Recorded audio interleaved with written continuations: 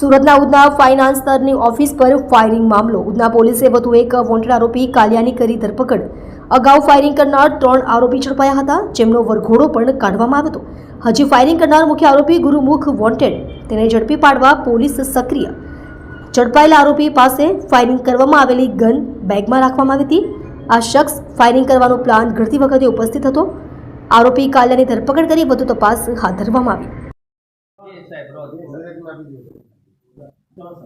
થોડા દિવસ અગાઉ ઉધના પોલીસ સ્ટેશન વિસ્તારમાં ફાયરિંગની એક ઘટના બની હતી.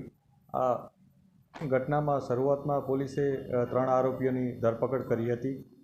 આ ઘટનામાં કુલ 6 આરોપીઓ સામેલ છે, જેમાંથી ચોથો આરોપી, જેનું નામ અમૃતાંશ ઉર્ફે લુલિયા રાજપૂત છે, એ મૂળ જોનપુર યુપીનો રહેવાસી છે. પોલીસે એને આઈડેન્ટિફાઈ કર્યો હતો અને ઉધના પોલીસે એની ધરપકડ પણ કરી છે. એની પાસે એક વ્હીકલ છે, એ પણ પોલીસે જમા લીધું છે.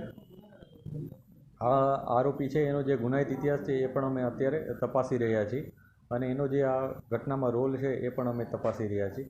આ ઉપરાંત અન્ય 2 જે આરોપીઓ છે એનો પણ અમે શોધખોળ કરી રહ્યા છીએ અને જલ્દીમાં જલ્દી પકડાઈ જાય એ પ્રકારના પોલીસનું પ્લાનિંગ છે.